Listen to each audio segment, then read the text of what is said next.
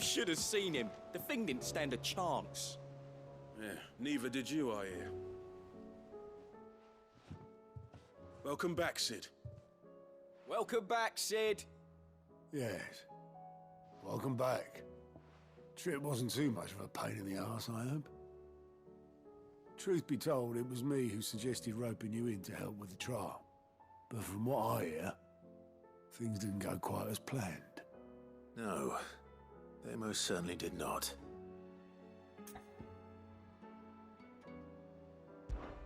Ember lost his nerve in the face of a beast of prey, but he didn't lose heart. He pressed on, and he achieved his aim. And is that not what we ask of our scouts?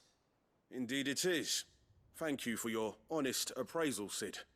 The fact remains, however, that Ember will not always have a battle-hardened warrior on hand to pluck him from the jaws of peril. All I have gleaned from this trial is that without someone watching his back, Ember is little more than a liability. Wait, Sergeant. Ember still has much to learn, it's true. And this time he was found wanting. But I'd say he's due a second chance, nonetheless.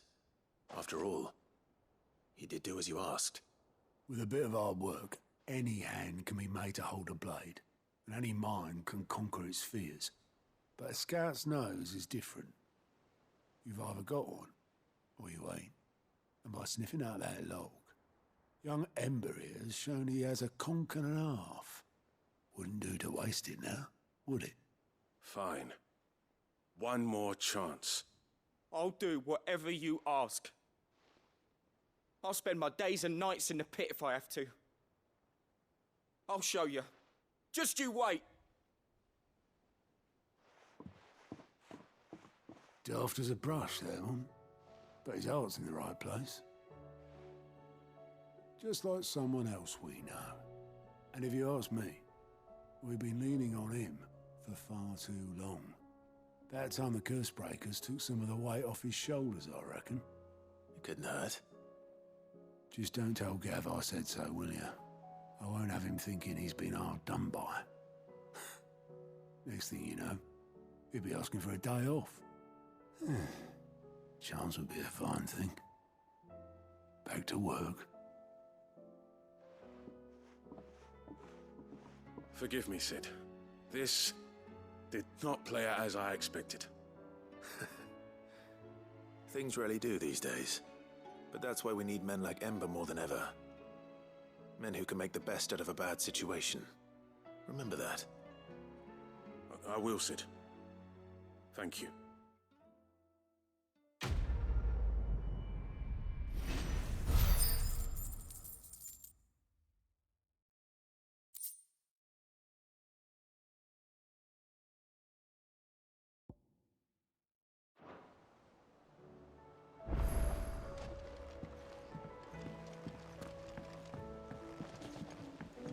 There's something about it. Uncle, I bring good news. The Field Marshal has agreed to your plan. Ha! Of course he has. I didn't doubt you for a moment, dear boy. Rutherford is accompanying him back to your manor in Port Isolde as we speak. They will await your return there. As will one other. One other? Who, exactly? Lord Havel was concerned that even if he could get the realm's armies to agree to an accord, he might not be as successful in convincing those with political power. He asked if I might have a solution, and I suggested a certain Imperial Lord Magistrate turned Liberator. One of your co-conspirators? Master Quinton would probably call me one of his, but yes. Another outlaw, then. Just the thing we need to put these rotten politicos in their places. Good thinking, Clive. I'm glad you approve. The more the merrier, eh? Uncle, assuming Havel and Quinton can solve our problem with the armies, you still haven't mentioned how we might manage the grain shortages. Oh, don't you worry, my boy. The 7 high houses will be seeing to that. They have all agreed to make the most generous of donations. Oh, of course, it did take a little persuasion, but luckily I had some unexpected help. From who? Why, you, my boy. Rumor has it that you rescued the Lady Ariane's head steward Rockford from a horde of bloodthirsty bandits. It was more of a handful. Well, the old battle axe was so pleased. She had a shipload of talents delivered to my private docks by the next new moon. And when the other houses saw the parsimonious old crone's purse strings finally loosen, they as good as tripped over themselves in the rush to follow suit. I'm happy to hear it. Now, I must be getting back to the manor. Join us there at your earliest convenience, would you? Of course, Uncle.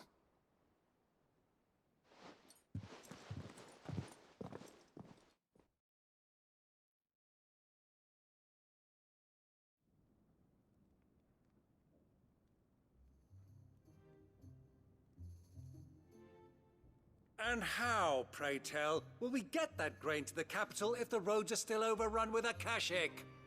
You'll find another bloody road. I only have so many men, and I'm not about to send them headlong into an ether flood. That is, unless you'd have them turn as well. Well, I'd certainly eat less. Says the man with a belly bigger than a band of curls. My soldiers actually need their rations. Without any food to keep them going, they'll be dead even before you've sent them on your fool's errand.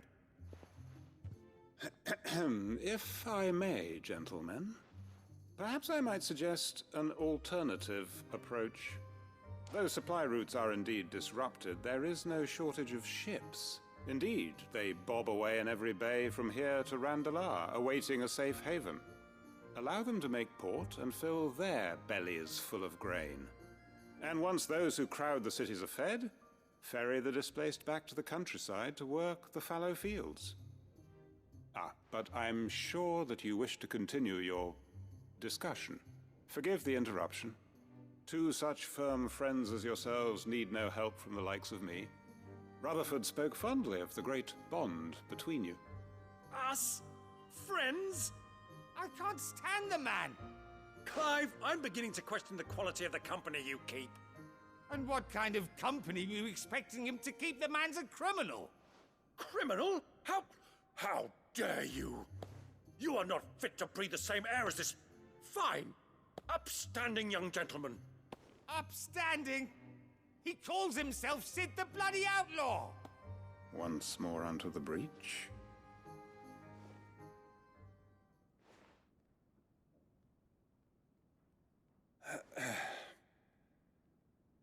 Shall we begin again? What we seek here is not to create a new nation, nor to claim the thrones of those that already exist. We wish simply to bring stability to the realm that mankind might weather the current storm. And to do that, we must convince those in power, the generals, the statesmen, the nobles, that our cause is just. There will be disagreements, yes, and I imagine some resistance, much resistance. But we cannot let that deter us. If we show them the path, show them that we walk it ourselves, then I am confident they will follow. The fate of the world lies in my nephew's hands, but the well-being of her people lies in ours. And we must not squander the chance that Clive has given us. Uncle Byron, Now, with that settled, let's move on to the signing of the Accord. For what great moment in history hasn't been accompanied by a little ceremony?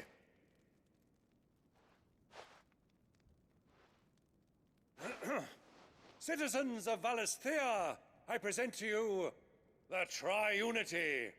Rutherford, Mike Will.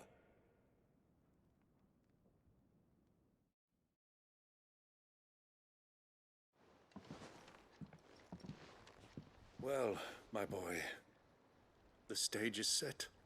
that it is. This is the role you were born for. Now I ask only that you trust in the talents of your supporting cast. We shall play our parts to the best of our abilities, that you might have the opportunity to shine. The realm needs its Sir Crandall, and there is no better Crandall than you, Clive. I want you to keep this signed accord as proof of our faith in you. I will. Thank you, Uncle.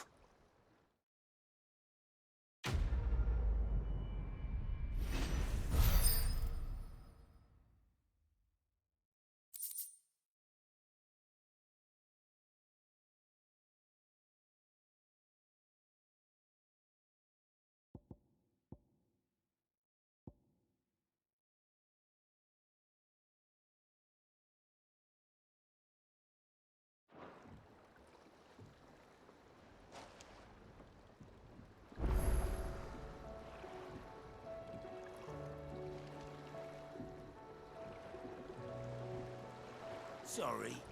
Can't take you where you need to get to. But the Argo and me'll be waiting when you get back.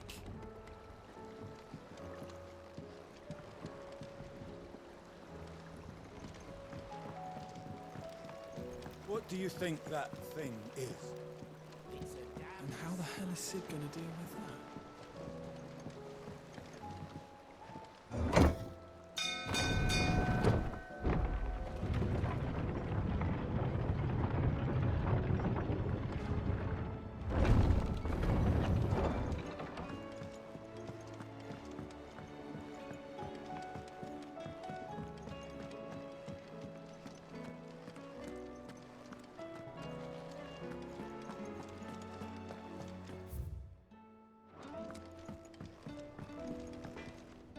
Trouble with your gear, or Sangfornian, do you?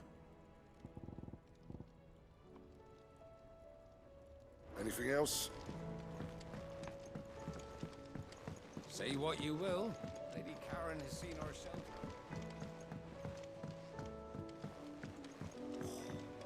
There's showtime.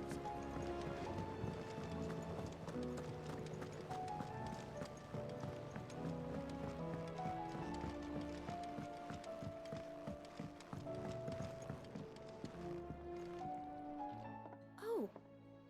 What brings you down from the heavens, Sid? I need your advice. Joshua and I are looking for a place where snow daisies grow. Preferably in abundance. Snow daisies. Then you'll want somewhere not too hot and not too cold. And where the winds are strong enough to carry the seeds. I reckon Man's Hill would be a good place to start. There in the Royal Meadows, perhaps? Both have similar climbs and the right elevation. If the Blight hasn't claimed them yet. Right. Thank you. Did you learn where we might find our flowers? The gardener here mentioned the Royal Meadows in Sambrak. Ah, the fields beyond Northreach. Well, if that's the case, then Yote was right. I recalled that she kept the record of our travels, you see. So I asked her if she'd perhaps noted anywhere that snow daisies grew, and she mentioned Oilefeist Bay. Whose shores border the meadows. Off we go then. The winds that blow across the Royal Meadows from Oilefeist Bay are strong indeed. Strong enough for snow daisies, it seems.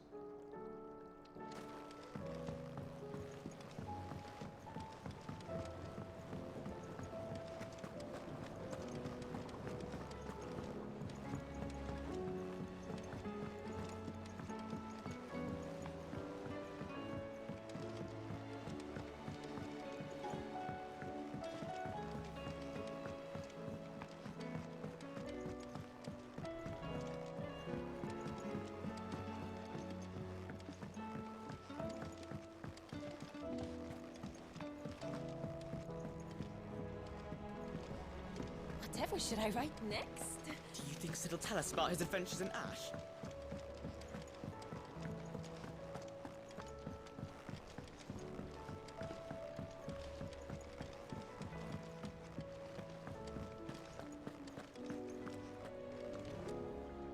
I hear that you traveled to Ash, Sid.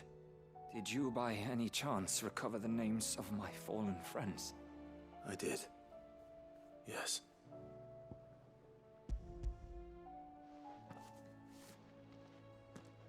If I may? The bearer registry.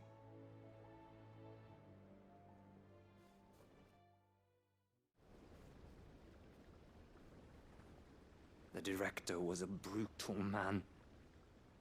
He got no worse than he deserved. The registry was all I found beneath the tree. There was no sign of a body, nor any record of what happened to the children after the orphanage closed. I pray that at least some of them survived. All their names are here. The ones we lost. My friends. My light in those dark times.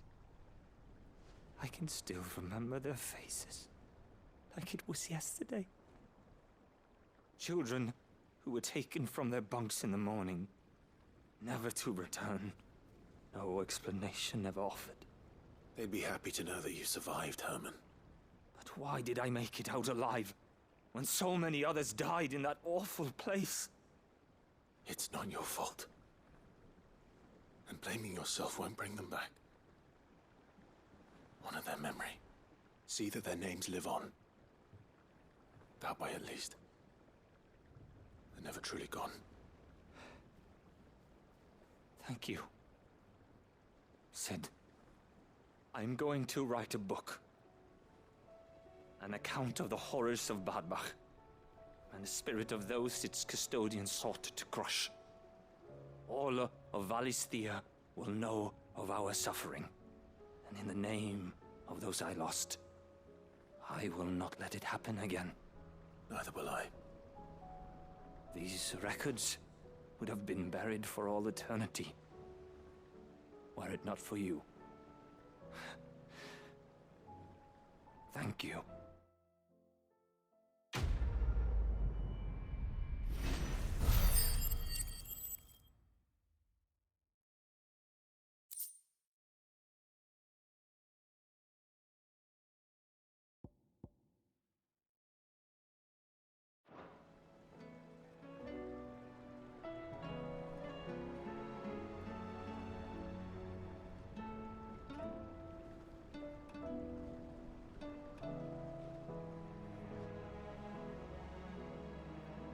The realm will hear of Badbach. And I pray that the tale of my fallen friends will spare future generations the horror we endured. Thank you for helping keep their memory alive.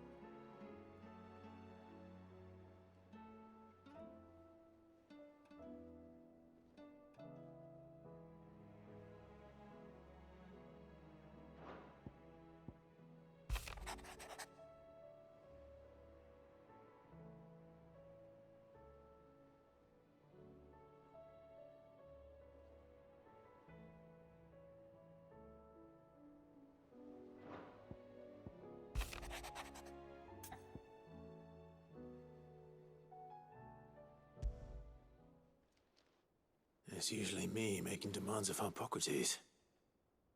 I wonder what this is about.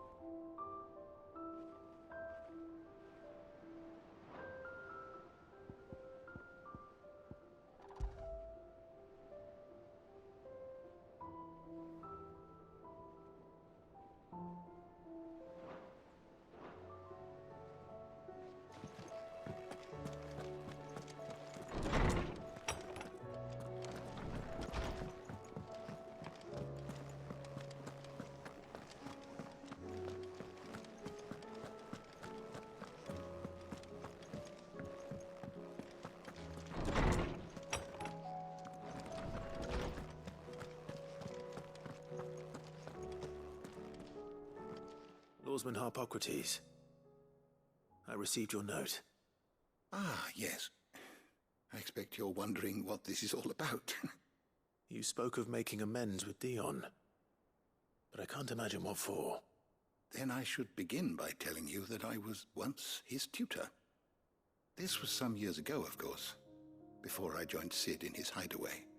At that time, I was counted among the foremost scholars of Oriflamme, and was accordingly invited to the palace to supervise the young prince's education, all to ensure that the future emperor had a firm grounding in, well, everything an emperor should. History, religion, commerce, government.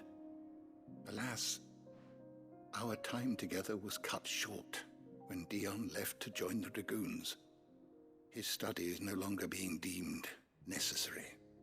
I had not expected to meet with him again, least of all here. Have you spoken with him? No, I have yet to find the right moment. His Highness always seems so preoccupied, especially when alone. I would not wish to disturb his ruminations with idle words of greeting, not when I know he dwells upon the evil Ultima had him commit in the Dominion. The guilt weighs heavily on him, I know. But as you say, that was Ultima's doing. Surely you can't blame yourself. When I first met him, it was not guilt, but his people's expectations that weighed heavily upon him. And I did nothing to ease that burden. He bore it alone, until the day he could not bear it any longer. It is one of my greatest regrets that I only ever offered him my wisdom, when what he truly needed was friendship.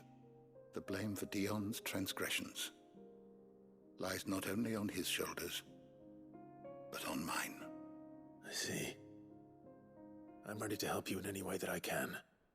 Then I beg that you bring me a wild wyvern tail. Apothecaries across the ages agree that even to glimpse such a flower is to be granted inner solace. Fabulists and fraudsters all, of course. But there is oft a seed of truth to be found where even the most outlandish opinions align. Well, it can't hurt to try. Where can I find this flower? And how will I know it? You have seen cultivated wyvern tails before, I trust. The lily-white blossoms from whose roots the poisonous ink for the brand is distilled. Well, those which grow in the wild differ only in their purple hue. The harsher the environment in which they are raised, the deeper the color. There is a waterfall in Rickmal's roost across the strait, where the flowers once grew in abundance. Whether they still survive there, I know not. But try as I might, I can find no likelier location. It's all right. I'll find you a wyvern tail one way or another. Thank you, Clive. And please, be safe.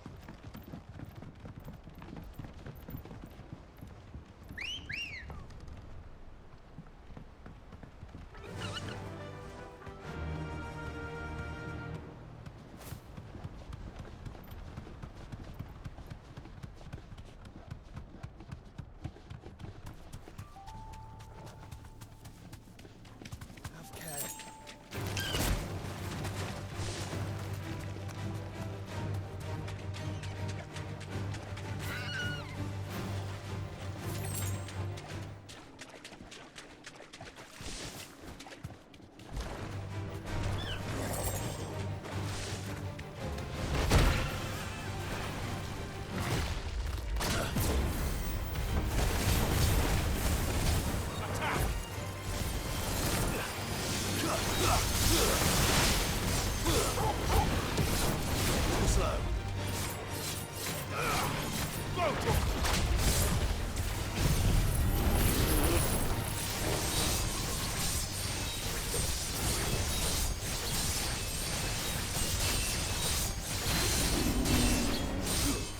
Now, Torgal!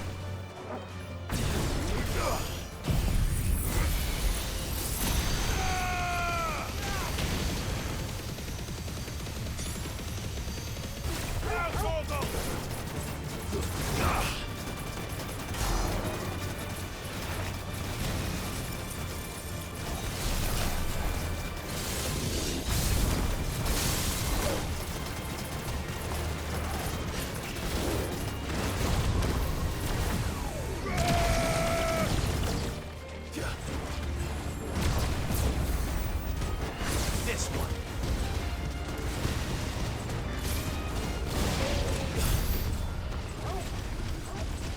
Seems this place has been flooded twice over.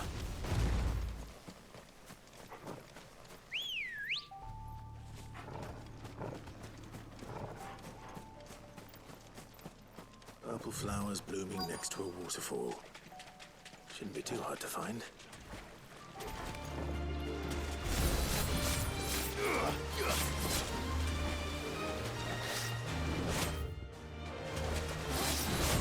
Nice try. All yours, Torgal.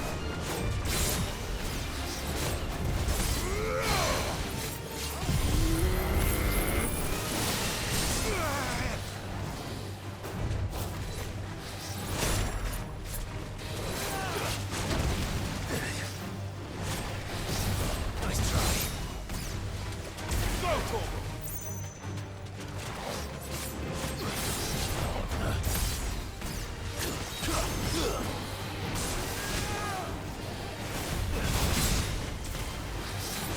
Too slow.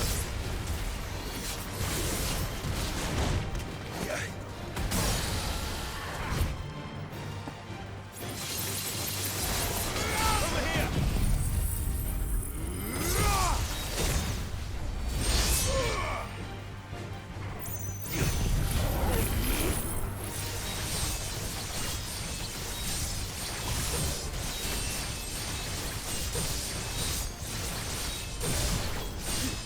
Now, Torgal! All yours, Torgal.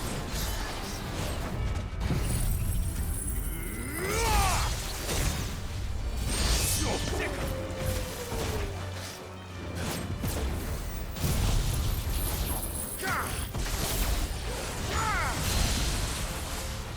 Let there be light!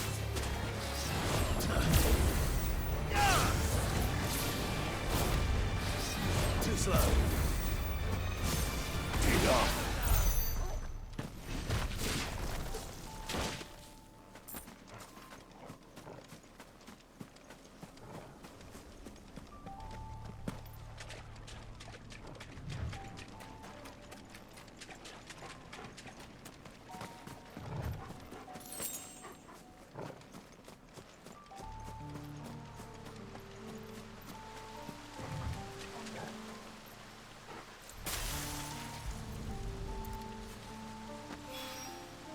Here they are.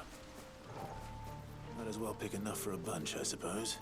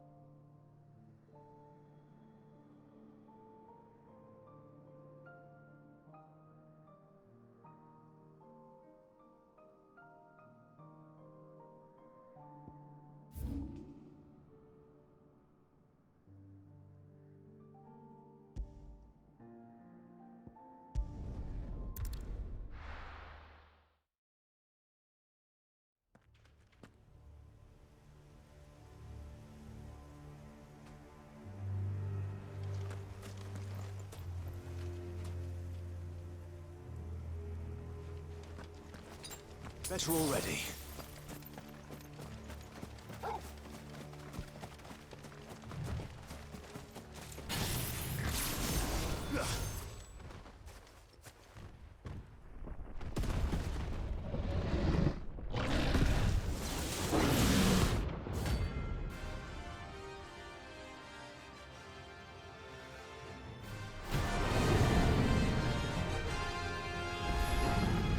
Another of the Royalists' guard dogs. Quite a specimen it is too. Let's try.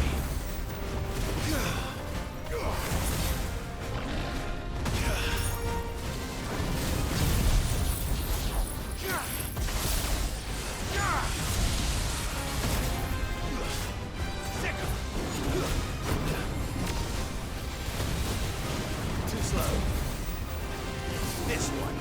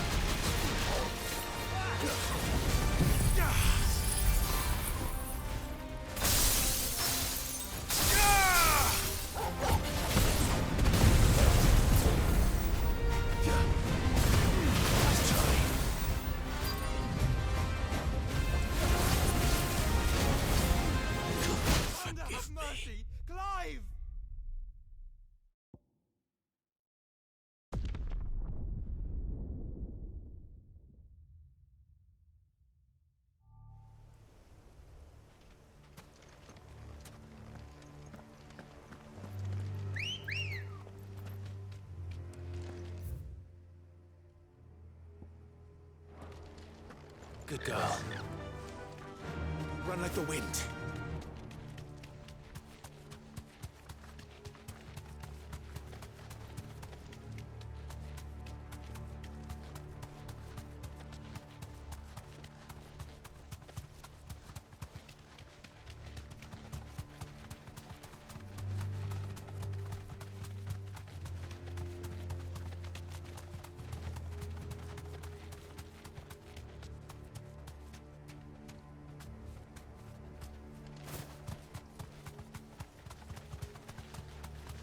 Quiet. No mistakes.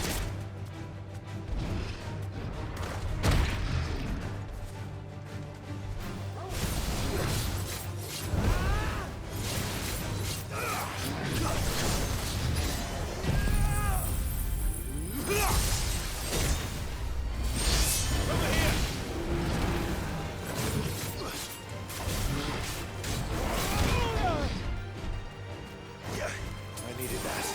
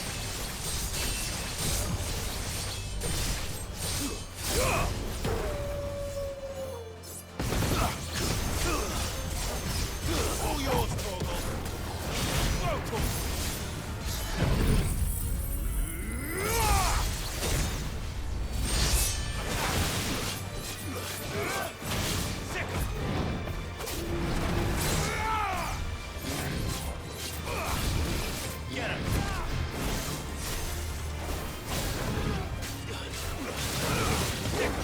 Too slow.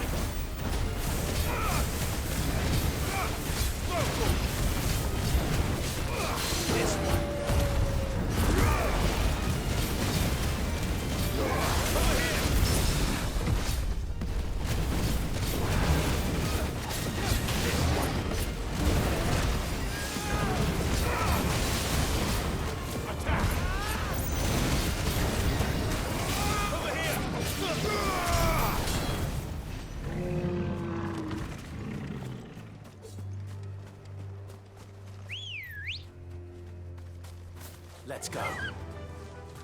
Faster!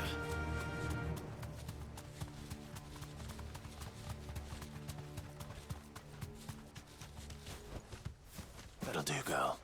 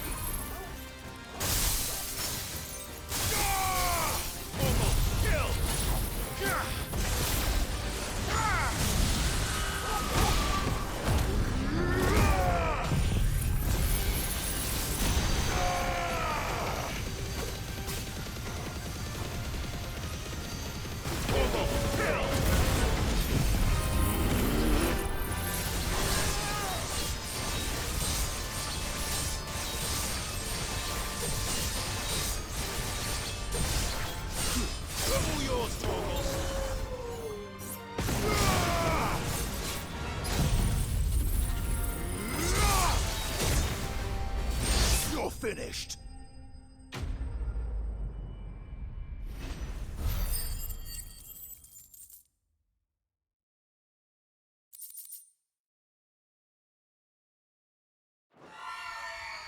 Rest in peace.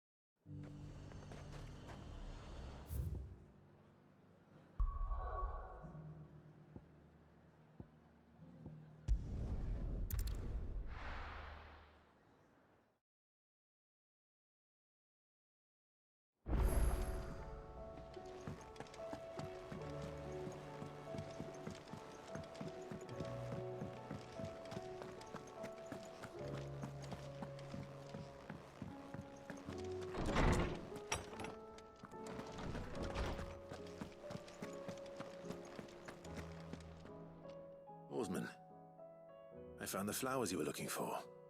You did? I think I did.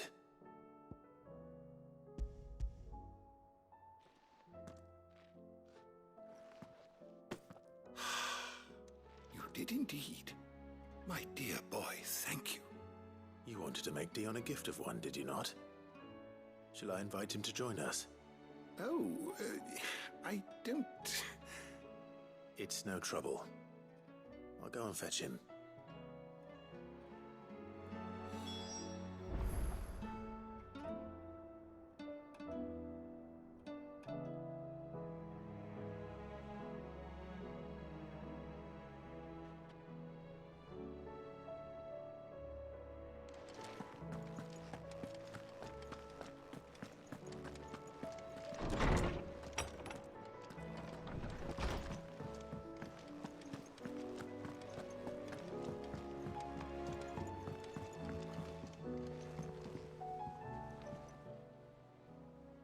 Your Highness, would you do me the honor of accompanying me? Now. It is time, then. No, only to the shelves. Our lawsman has something he'd like to give you. Master Harpocrates. No. I dare not show my face before him. Not after everything I have done. I have taken countless innocent lives. And ruined countless more. All because I was weak. I have sworn to atone for my crimes or die in the attempt.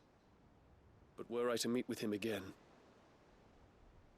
and see in his eyes what I have become, I fear that my resolve might falter. Then that is all the more reason to do it. Test your resolve. Prove to yourself, and to him, how strong it truly is.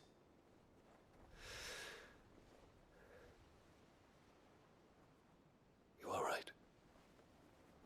I must, at the very least, offer him my gratitude.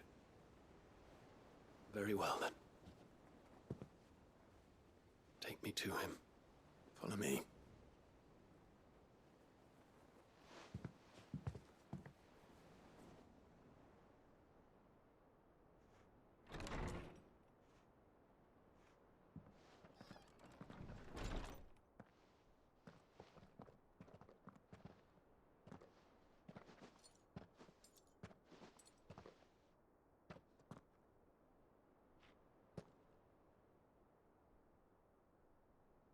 Even now, I hesitate to approach him. What must he think of me? You'd be surprised.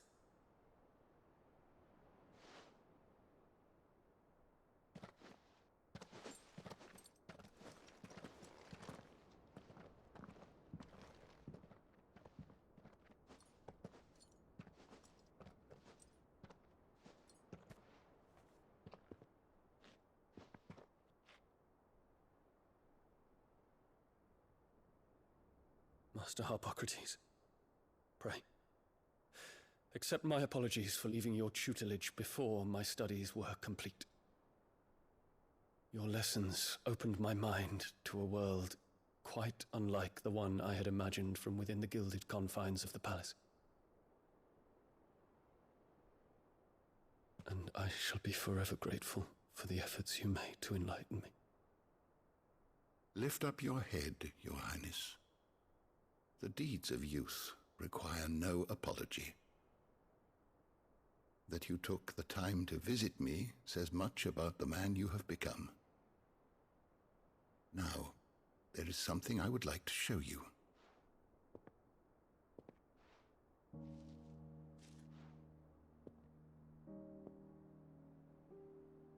Is that a wyvern tail?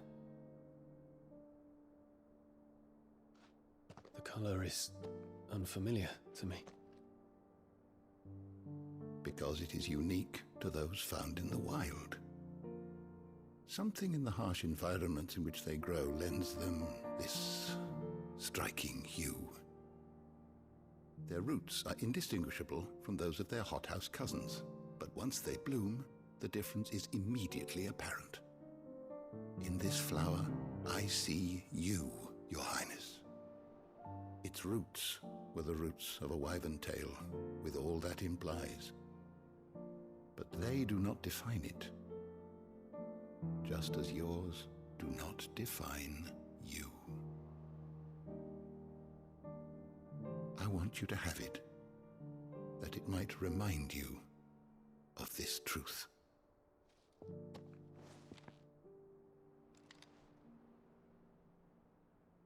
Master Harpocrates, I would ask of you a service.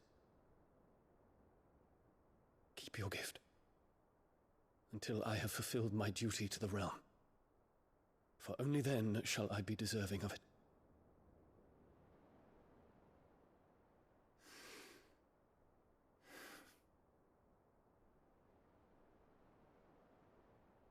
As you wish, Your Highness. I shall await your return.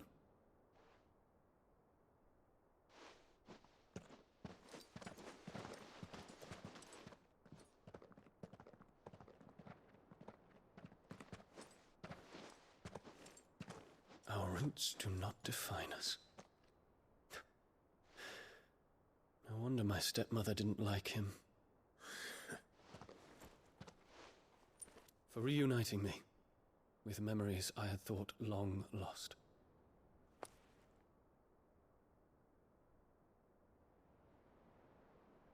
I shall not forget this.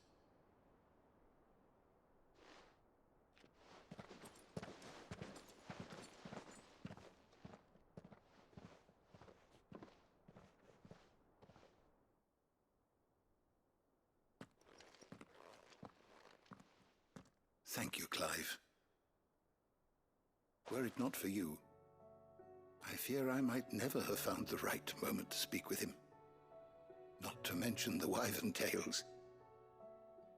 I shall plant their seeds, that I might not disappoint His Highness upon his return.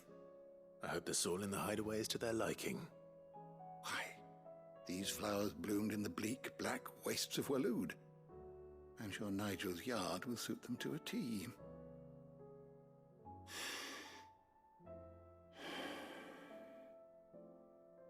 When it comes to expressing one's gratitude, I find that words are seldom sufficient. Here. What's this? A stolas quill. or more precisely, my Stolas quill. 'Tis said that an owl's feathers are steeped in the wishes it hears over its long lifetime. All those words just waiting to pour out onto the page. So consider this my wish for you. That one day you may put down your sword and pick up that pen. Well, when that day comes, I'll certainly have a lot to write about. Thank you, Harpocrates. It shall have pride of place in my chamber.